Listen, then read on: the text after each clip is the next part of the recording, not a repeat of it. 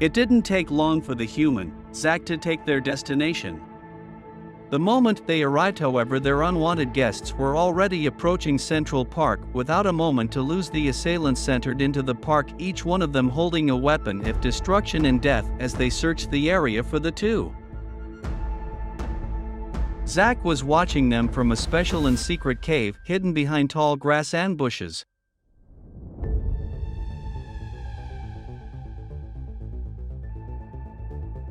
With a soft sigh of relief, he made his way back into the cavern, where a confused and slightly battered Luna sat. "Looks like those guys followed us, but it doesn't seem like they noticed us hide in here. We should be safe for the time being," he said as he took a seat across from her. His eyes glanced at her wound, a slight bit of blood dripping from it.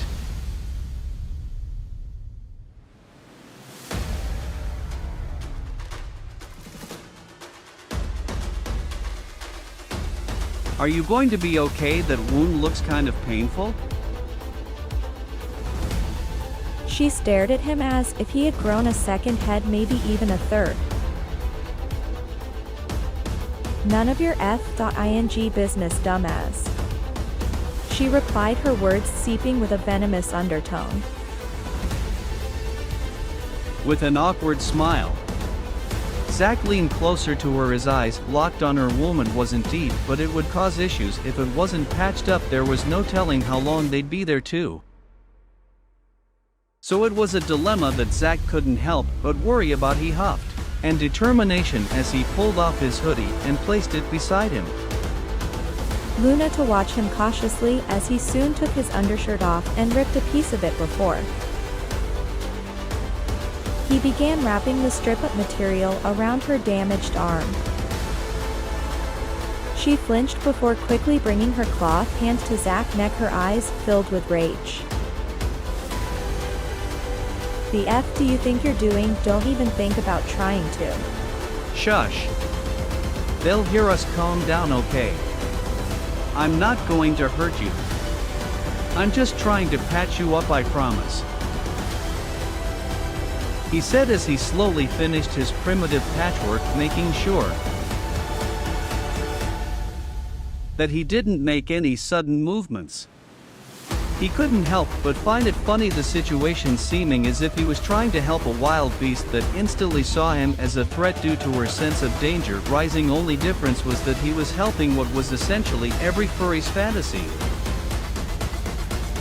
The moment he finished, he slowly backed up to his original spot, a slightly frightened smile on his face. "See, I told you I wasn't going to hurt you. You should get that patched up with a real first aid kit though." She rolled her eyes, finding his misplaced and mundane kindness to be not only an annoyance, but just downright stupid in general.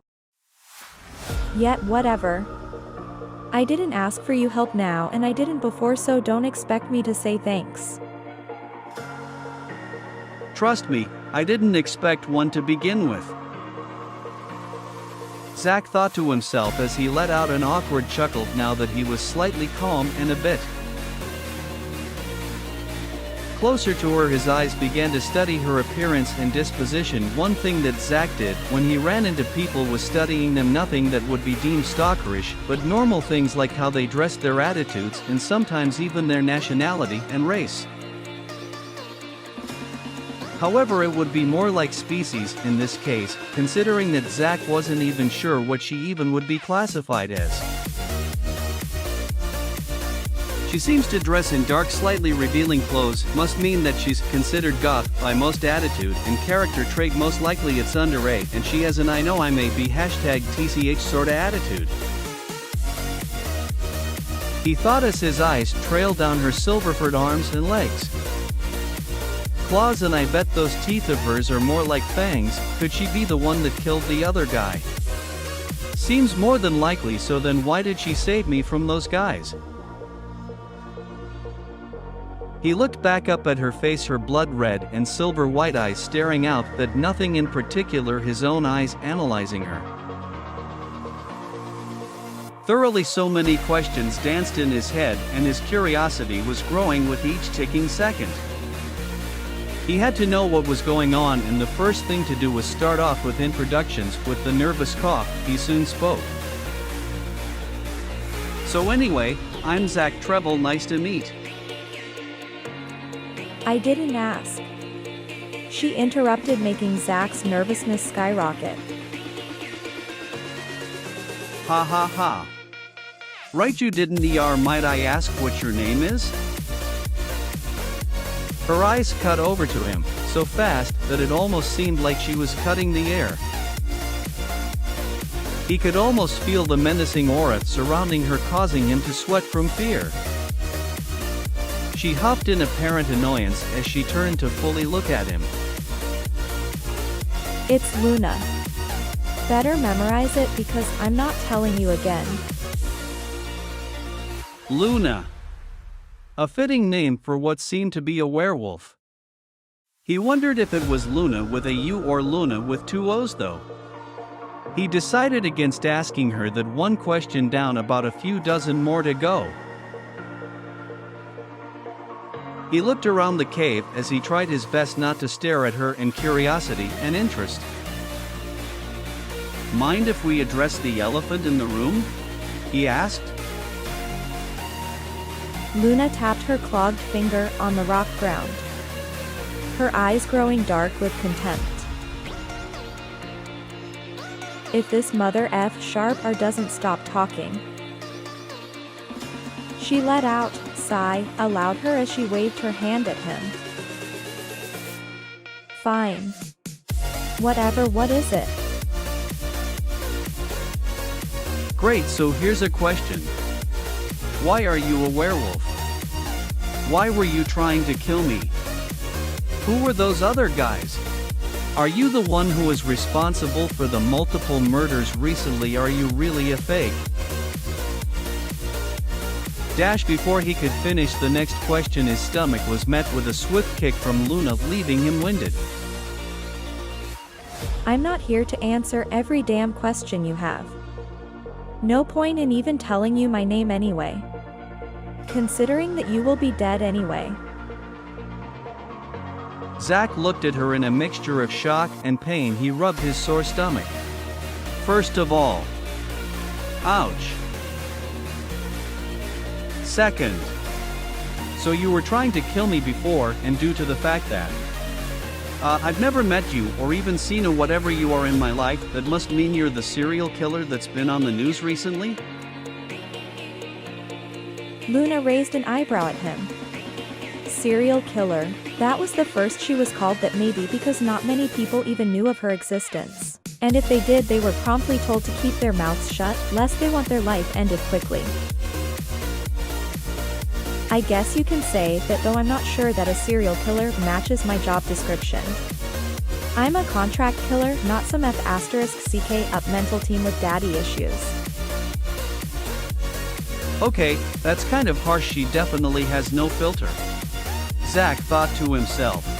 So if you're a contract killer, then that means somebody hired you to off me, right?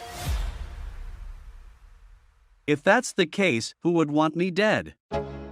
I haven't done anything to anybody? He explained, his heart beating faster at the realization of the situation.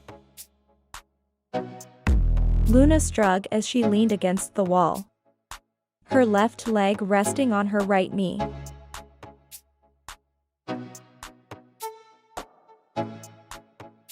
Beats me, Blitzo doesn't care. I don't care, nobody cares. We just do the job and get paid, plain and simple. Zach panked in confusion at the foreign name. Must have been one of the other intruders from before, with a slight nod or his head. He leaned against the wall, his mind processing what had been told to him, minimal though it may be. I see, so that means you're a wolf contract killer. Talk about a strange turn of events. Luna gritted as she glared at him, her first and hair slightly standing on end. I'm not a wolf. Dumbass. Zach's eyes widened as he stared at her in disbelief. If she was a hellhound, then that meant that she was some sort of demon, which would make the red creature's imp. Add that the strange pentagram portal that he saw, and the answer was as clear as day. She was a contract killer demon from hell. So you're a demon from hell. Beats me, but that's impossible. Demons don't exist, right? That's just folklores and ghost stories. He shouted as he began to sweat profusely. Luna got his dramatic display. She was used to having people freaked out over that fact, but she still found it funny that his mind was dead set on that fact, and not the fact that his life was going to end soon. Well, apparently they aren't. Get used to it, kid, because you will soon be joining the old realm of hell,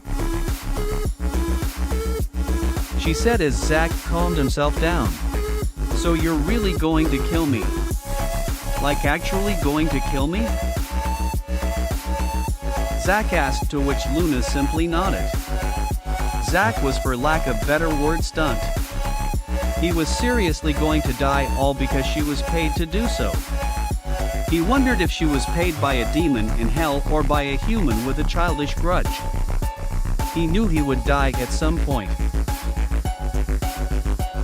But not like this. The idea was completely hard to believe, but whether or not he believed it didn't mean anything. His fate was set in stone, and the reality of that tore at him.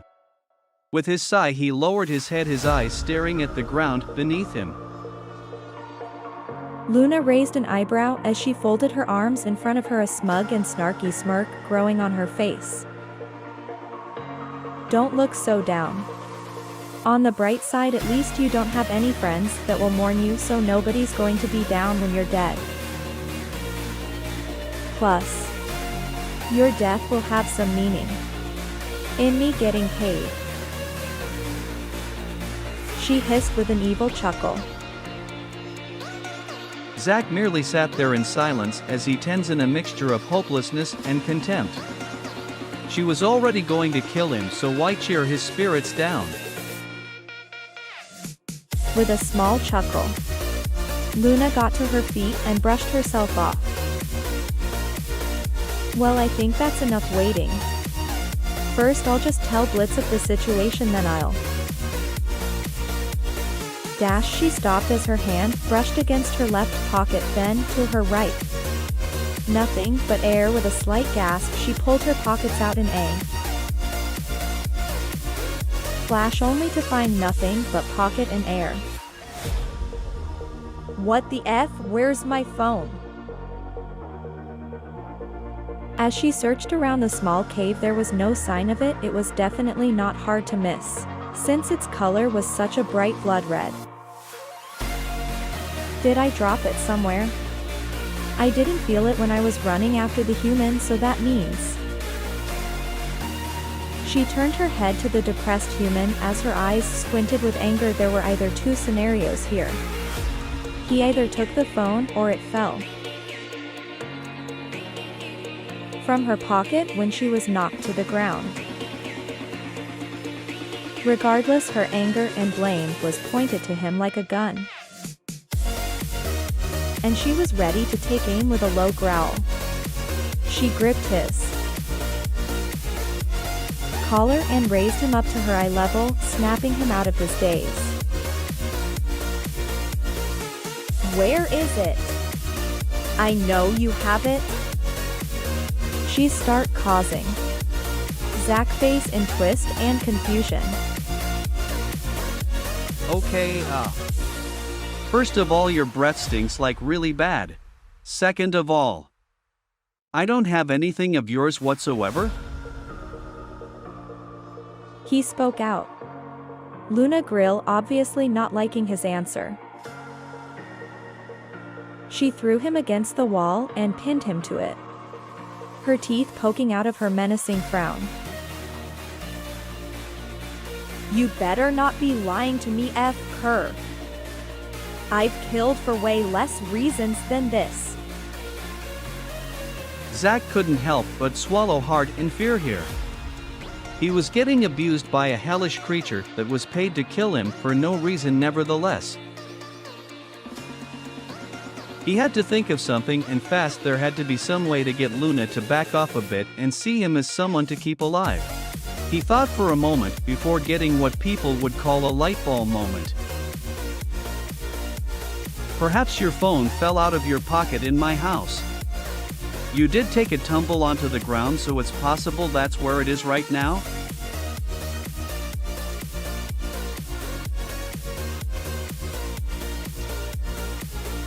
Zach suggested. Luna blinked a few times and thought it made sense, and if it was there then she wouldn't have to also find her way back to where Blitzo and the others were. It killed two birds with one stone.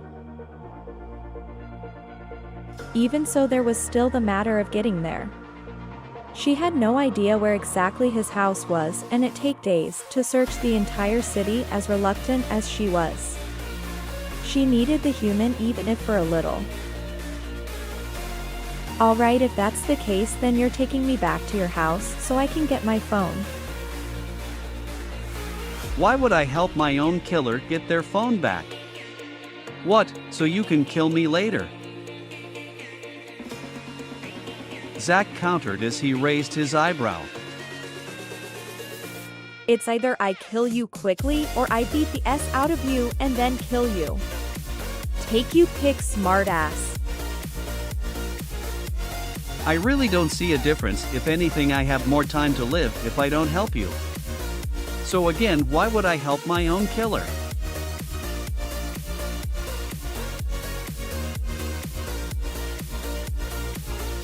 She growled louder as her grip on his shirt tightened. She couldn't exactly refute what he was saying, but even so she needed to get her phone back and find a way back to Blitzo. There had to be some way to get him to bend the knee. Perhaps feeding him to Colt would do it, or ripping off one of his fingers before she could even do anything. Zach sighed, shrugging his shoulders. Fine, I'll help you, he said, much dismay. Wait, what? Yet, I might as well. I'm going to die anyway, no matter what, and if I die you're more likely to die too. Thanks to those guys, so why have both of us kicked the bucket? Might as well just be one of us. Luna wasn't sure what she was hearing. Was he seriously going to help her? Even though if he did, then he'd be a dead man. She couldn't help but stare in disbelief and caution. You know, if you try to run then, I'll catch you, right? I know, trust me. I'm only thinking of what exactly would be the best course of action in terms of loss game and just straight up morals. Plus, I wouldn't feel right if I was the reason someone got killed. King hell, what's with this guy? She thought to herself as she continued to stare at him. He was going to help her after everything she said, and after the realization that he was going to die was definitely not convinced. But she still had to get home. She grunted as she let his shirt go with a light shove and folded her arms under her ample breasts.